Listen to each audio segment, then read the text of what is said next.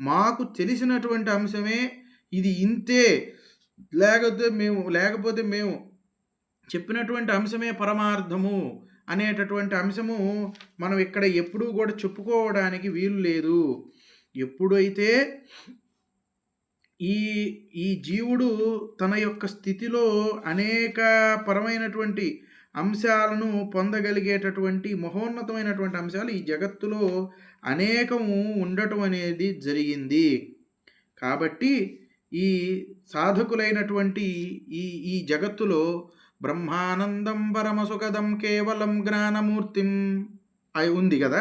ఇప్పుడు ఇక్కడ నేను చెప్పేటటువంటి ఏమిటంటే, పరమార్థ మనో పరమహంస స్వరూపుడైన పరమార్థ సాధకుడైన పరమార్థ జ్ఞాని ఎవరైనా కూడా వీరబ్రహ్మేంద్ర స్వాముల వారి అంశ స్వరూపుండైన వీరబ్రహ్మేంద్ర స్వాముల వారిని అన్వయించేటువంటి వాళ్ళైనా కూడా తురీయంబున బ్రహ్మానందమనియు, కొంతమంది తురీయ స్థానంలోనే ఇక బ్రహ్మానందం నేను పొందానని మాయలో అప్పటికి కూడా తాను ఇక కొన్ని ప్రకృతి శక్తులు వాళ్ళకు వశం అవుతాయి.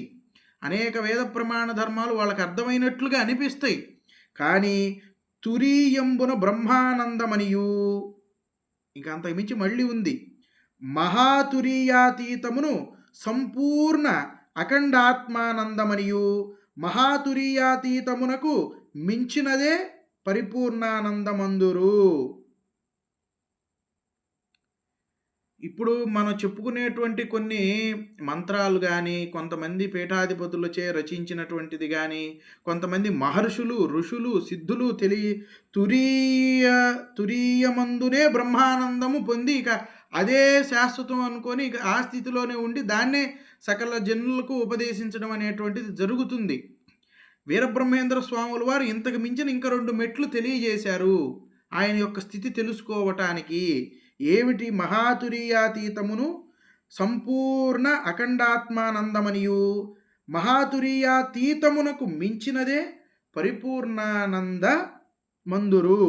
పరమార్థ జ్ఞాన దృష్టిని నిర్గుణంబైన అఖండాత్మయందు ఐక్యం బొనర్చి పునర్జన్మ రహితుండై శాశ్వత అఖండాత్మానంద స్థితిలో జ్యోతిర్మయుండయుండును తెలియజేయటం జరిగింది.